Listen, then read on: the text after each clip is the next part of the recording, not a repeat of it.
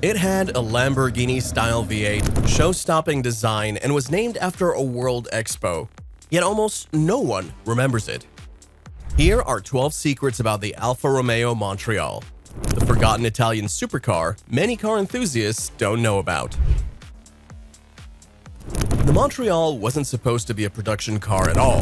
In 1967, Alfa Romeo was invited to create a concept for Expo 67 in Montreal, Canada, a display piece representing man's highest aspirations in the automotive field. What they created was so stunning that visitors literally begged Alfa to build it.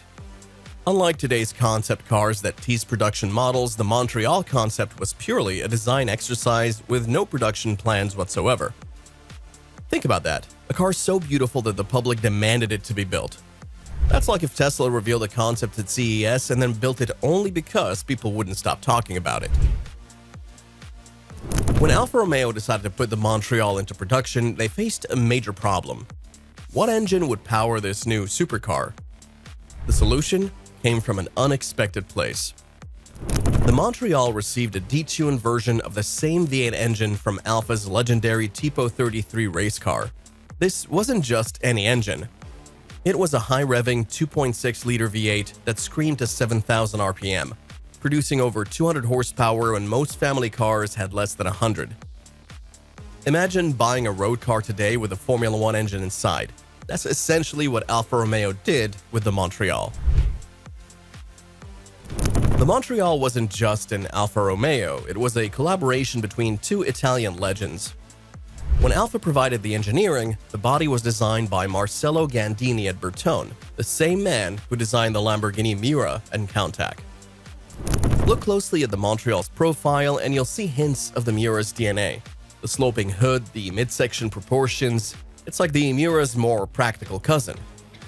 What's truly remarkable is that each Montreal was hand-built at Bertone's factory, not on Alfa's main production lines.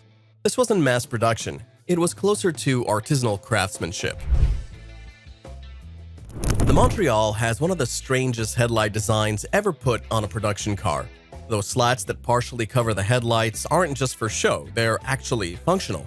When the headlights are off, the slats remain in place, giving the car its distinctive eyelash look. But when you turn the lights on, the slats retract behind the headlight buckets, allowing full illumination. It's a completely unnecessary mechanical complexity that serves no practical purpose. And that's exactly what makes it so perfectly Italian. Form and drama-trumping function in the most beautiful way possible. Despite being named after a Canadian city and debuting at a Canadian expo, the Montreal was never officially sold in North America. Alfa Romeo couldn't justify the cost of modifying the car to meet strict US emissions and safety standards. The few examples that made it to American shores were privately imported, making them incredibly rare. The irony is painful. A car named Montreal that Canadians could only ever dream of owning. It would be like Chevrolet making a Paris but never selling it in France. The Montreal suffered from a serious identity crisis. It looked like a mid-engine supercar, similar to the Lamborghini Miura, but it was actually front-engined.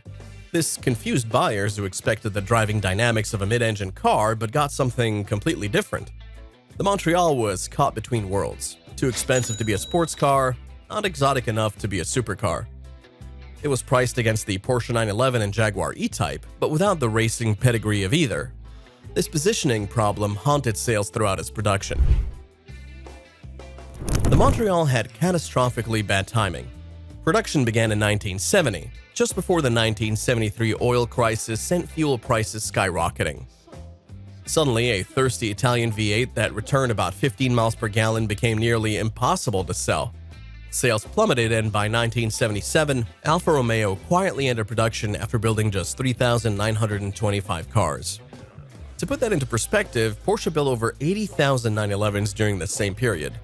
The Montreal was essentially a casualty of global politics and economics. Owning a Montreal wasn't for the faint of heart. The complex V8 required valve adjustments every 6,000 miles. The mechanical fuel injection system was temperamental at best, and finding mechanics who understood the car's unique systems was nearly impossible outside Italy. One Montreal owner famously said, "The purchase price is just the down payment on what you'll eventually spend." The Spica fuel injection system was so complicated that many owners converted their cars to carburetors just to make them more reliable, sacrificing performance for the ability to actually drive their cars. For decades, the Montreal was the forgotten Alfa. In the 1990s, you could buy a decent example for under $20,000, less than a new economy car. But around 2015, collectors suddenly rediscovered the Montreal. Prices skyrocketed from $50,000 to over $150,000 for pristine examples in just 5 years. What changed? A new generation of collectors who grew up with the Montreal as bedroom wall posters finally had the means to buy their dream cars. It's the same phenomenon that drove up prices of Countachs and Ferrari Testarossas. The Montreal attracted a fascinating group of owners over the years. Pink Floyd drummer Nick Mason added one to his famous car collection. Fashion designer Marc Jacobs owned a striking orange example.